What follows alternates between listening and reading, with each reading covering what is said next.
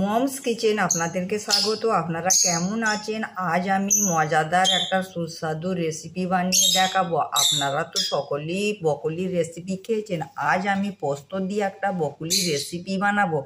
আমার এই রেসিপিটা প্রথম থেকে শেষ অবধি দেখবেন, তবেই বুঝতে পারবেন আমার এই বকুলি রান্না করতে কী কী উপকরণ লাগছে। এখানে আছে একটা বড় বকুলি, 4টে ছোট আলু, আধা বাটি পোস্ত, 2টো টমেটোর আর একটা গাজর।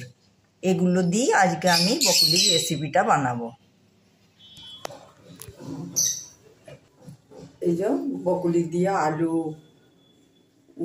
গুলো আমি দুমো দুমো করে কেটে এইভাবে ভেজে নেব।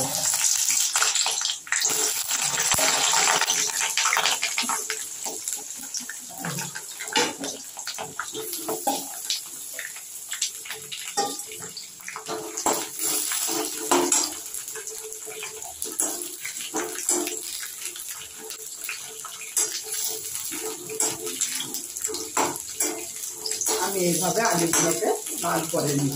আলুগুলো আমার ভাজা হয়ে গিয়েছে। আলুগুলো এবার উঠিয়ে দিলাম।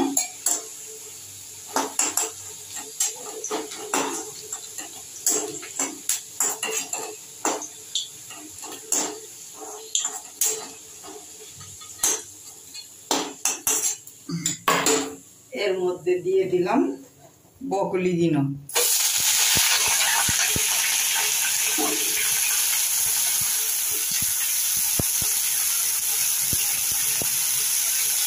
বকুলিগুলোদের আমি এইভাবে মেরে লাল করে নেব।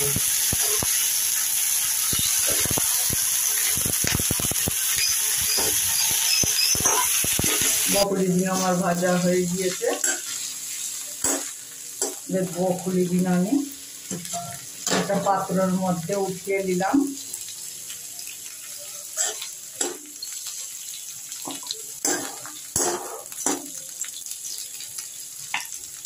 আমার তুলা হয়ে গিয়েছে। এর মধ্যে আমি 50 গ্রামের মতন তেল দিয়ে দিলাম। গ্যাসটা হাই ফ্লেমে করে দিলাম। কড়াইটা আমি ঠিক করে একটু বসিয়ে দিলাম। এর মধ্যে একটা বড় পেঁয়াজ কুচি দিয়ে দিলাম।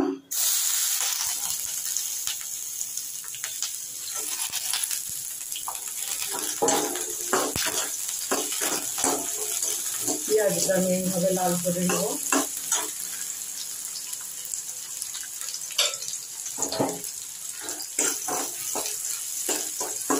পেঁয়াজটা আমার লাল হয়ে গিয়েছে। এর মধ্যে আমি দিয়ে দিলাম, এটা আমি আগে পেস্ট বানিয়ে রেখেছিলাম, আদা আর রসুন আর কাঁচা লঙ্কার পেস্ট।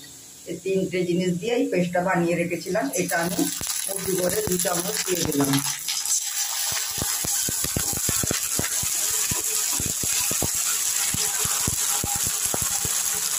এর মধ্যে আমি দিয়ে দিলাম পোস্তর পেস্টটা। পোস্তটা একটু বেশি লাগবে। বাটিটা দিয়ে এর মধ্যে একটু পানি দিয়ে দিলাম। যেহেতু আমি পোস্ত দিয়ে এই বকুলিটা রান্না করছি, পোস্তর ভাগটা একটু বেশি দিতে হবে। এর মধ্যে শুকনো পাউডারগুলো দিয়ে দিও। গোলমরিচের পাউডার 1 চামচ দিয়ে দিলাম।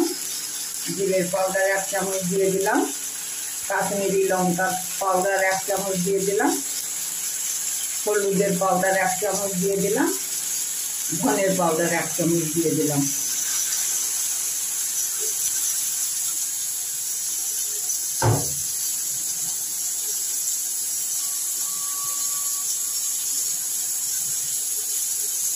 এর মধ্যে দিয়ে দিলাম আমি একটা দারচিনির টুকরো,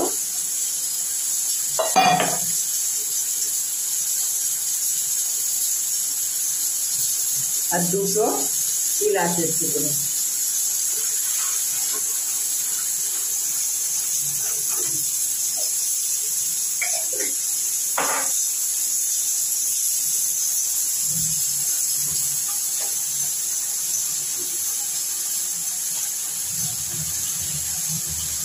আর একটা তেজপাতা দিয়ে দিলাম। নুনটা আপনাদের পরিমাণ মতন দিলে, ঝালটাও আপনাদের পরিমাণ মতন দিবেন।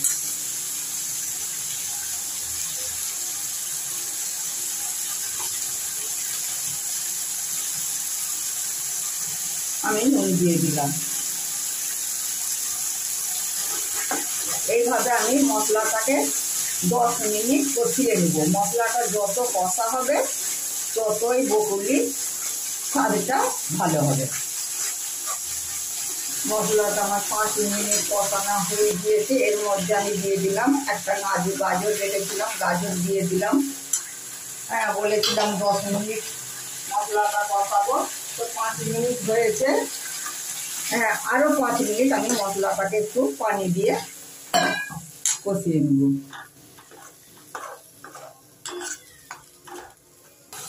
আমার 10 মিনিট মশলাটাকে কষানো হয়ে গিয়েছে। এর মধ্যে আমি 2টো টমেটোর টুকরো দিয়ে দিলাম, বকুলিগুলো ভেজে রেখেছিলাম এইগুলো দিয়ে দিলাম।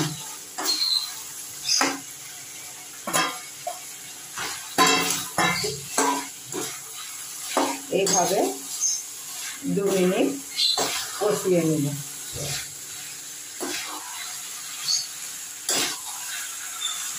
এটা আমার 2 মিনিট কষানো হয়ে গিয়েছে। আমি বকুলিটাই আগে দিলাম, কারণ আলুটা আমার ভাইতে ভাইতে সেদ্ধ হয়ে গিয়েছিল, সেজন্য আমি বকুলি দিয়ে 2 মিনিট কষিয়ে নিলাম।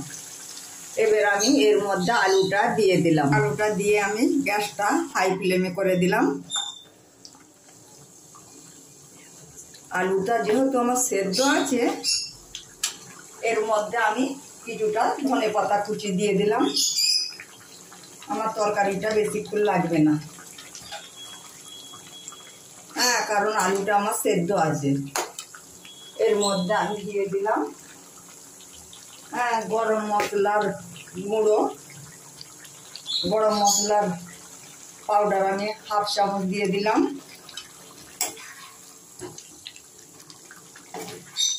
আপনারা বাড়িতে এইরকম করে বানিয়ে পোস্ত দিয়ে একবারও বকুলি খাবেন, খুব মজাদার। হ্যাঁ, তাতে স্বাদও বেশি হয় পোস্ত দেওয়ার পরে।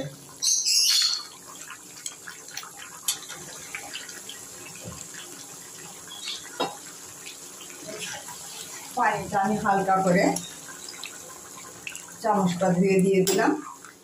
এবার আমি 5 মিনিট এইভাবে ঢেকে রেখে দেবো। 5 মিনিট ঢেকে দিই। আমার পোস্ত দিয়ে বকুলি রান্না পুরো রেডি। এবার আমি গ্যাসটা অফ করে দিলাম। পোস্ত দিয়ে বকুলি রান্নার রেসিপিটা পুরো রেডি। আপনারা বাড়িতে একবার হলেও পোস্ত দিয়ে বানিয়ে খাবেন। আমার ভিডিওটা যদি আপনাদেরকে ভালো লেগে থাকে, আপনারা আমাকে লাইক করবেন, আমাকে কমেন্ট করে জানাবেন। আপনারা ভালো থাকবেন, সুস্থ থাকবেন, সাবধানে থাকবেন।